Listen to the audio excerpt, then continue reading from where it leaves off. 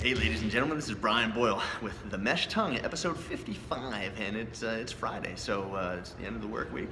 Hopefully if you've got some races coming up this weekend, you're getting after it, and leave your comments below. I always enjoy the emails, so you can send those emails to Brian, B-R-I-A-N, at company5, the number 5k.com.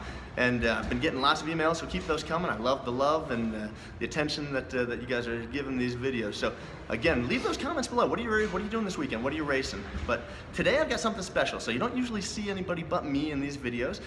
It's more or less just because of time constraints and some other things, HIPAA privacy, if you will. Maybe I don't want to have patients in there, but today I've got somebody pretty cool and pretty special, and this is Sean Fleming. And Sean is with the 1,000-mile challenge. That's 1,000, and I'm going to let Sean kind of tell you about that, but there's some cool stuff that he's doing, and I think you're going to find some pretty good value in this. So, Sean, can you tell us about the 1,000-mile challenge? Absolutely, and thanks for asking, Brian.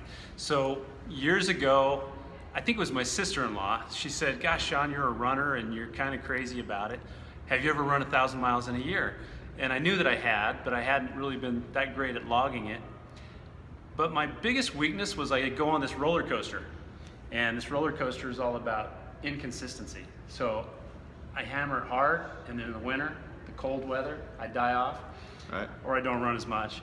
And so I just thought, gosh, 1,000 miles over the course of a year, it's really all about consistency. And so we just started the 1,000-mile challenge as kind of a way to create a place for my friends and I to encourage ourselves and meet this goal, whether it's 1,000 or 2,000. And the first year, 60 people got on. Okay. And only 7 finished the 1,000 miles, which was kind of interesting because they were all really committed at the beginning. Right. And the next year, 300 people were on there, and I didn't even know who they were. And it's just grown from that, and it's become something pretty special where it's a whole lot more than just us. People are on there not just because they want to get the medal. If you finish the 1,000-mile challenge, you get a really cool medal, and it's probably the coolest finishing medal I've ever seen, at least. Right. But the 1,000-mile challenge is really about consistency. You and I know that our lives are better if we're doing something on a regular basis to get out and move, and that's not just physical, right? It helps us physically, but emotionally as well. Right. So my life just seems to go better when I'm consistent with those things. So that's really the spirit of it, and it's been a lot of fun. So anybody can participate in it? Anybody. We actually have people walking. Okay. So I saw one email the other day, a guy that's got Parkinsons, so it's a bit of a challenge for him. Okay. But he gets out and moves, and he gets that 2.74 miles in. Nice. Every day. Yeah, we got anybody out there that is walking, again, this isn't always about, if you're walking or running. There's always that debate as if you're a runner because you ran the whole thing. That's, something like this can be very appealing because you don't have to run the whole thing, and, all you're doing is logging your miles. So what about, where can we find more about the 1,000-mile challenge? Yeah, so it's just www.1000milechallenge.com, and that's 1000milechallenge.com. Awesome. It's easy.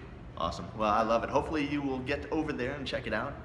It's often replicated but never duplicated. That's the key. There's 1,000 miles, and it's not about how you do your 1,000 miles per se. Hey, you do them if you're walking, if you're running. But the nice thing is that you're sharing in that experience of getting to that 1,000-mile mark.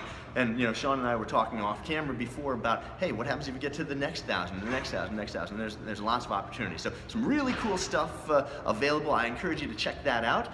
Hey, Sean, I appreciate your time today. Thank you, folks, yeah, you're certainly welcome. And folks, we'll be back again tomorrow. This is the daily vlog, episode 55 of The Mesh Tongue. And as I always say, share this with your friends, your family, your training partners, but don't go hurting yourself to come back. I'll see you again tomorrow. And as I always say, run strong and run happy. Awesome. Hey, take care. We'll see you tomorrow.